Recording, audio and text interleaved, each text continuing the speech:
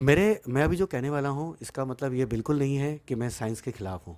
लेकिन कुछ लोगों को ये लगता है कि धर्म, ईश्वर, भगवान ये सब कुछ नहीं है। साइंस ही सब कुछ है। तो मैं उनसे कुछ बातें मैं बताने वाला हूँ। सबसे पहले कुछ प्रश्न हैं। अगर ऐसा मानता है तो मेरे इस प्रश्न का जवाब मेरे किस वीडियो में ज़रूर देना। कोई भी एक साइंटिस्ट है, क्या वो साइंस का जो सामग्री है, वो क्या अपने साथ लेके आया था? नहीं ना। वो यहीं आके जुड़ा ना। इलेक्ट्रॉन, प्रोटॉन, न्यूट्रॉन, एनर्जी और भी बहुत सारी चीज़ें हैं, वो सब हमारे धरती में मिलता है। यानी ईश्वर द्वारा बनाया गया इस धरती में सब कुछ यहीं मिलता है और यहीं से ही लेते हैं। चलिए, कई लोग कहते हैं कि साइंस अगर नहीं होता तो जो इंसान बहुत एक्सीडेंट मतलब जिनकी बहुत बुरी बीमारी है वो कभी बच नहीं पाता, साइंस की वजह से बच पा रहा है। ये बीमारी दिया किसने है? साइंस ने ही दिया है। अगर कोई बहुत बड़ा प्लेन दुर्घटना हो रही है तो ये किसने दिया है? साइंस की वजह से। कि आपने उड़न अपने प्लेन बनाया, साइंस ने प्लेन बनाया और वो इतने लोग कि इतने लोग मर गए। जो जापान में जो बम गिराए गए थे जिसमें कितने लोग मारे गए थे, पूरा जापान ख़त्म हो गया था, वो किसकी वजह से हुआ था? साइंस की वजह से। जब इतने बड़े बड़े तारे गई हैं, जब इतने बड़े बड़े जो हादसे होते हैं, जितनी दुर्घटनाएं होती हैं, ट्रेन इतने तेज़ फास्ट बनाओ, जब वो एक्सीडेंट होता है तो किसकी वजह से है? साइंस की वजह से।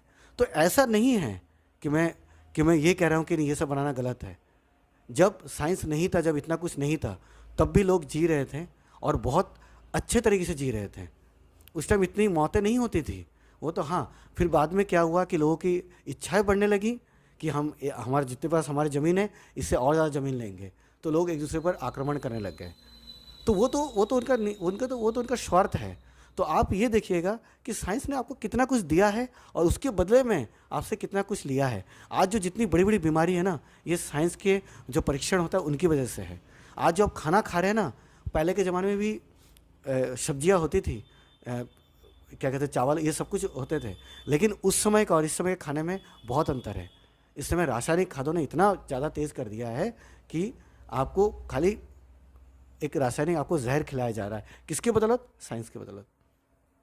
पहले भी बड़े बड़े बीमारियों का इलाज होता था, आयुर्वेदिक तरीके से होता था। और देखिए, इंसान देखिए दोबारा फिर से आयुर्वेदिक में आ गया है।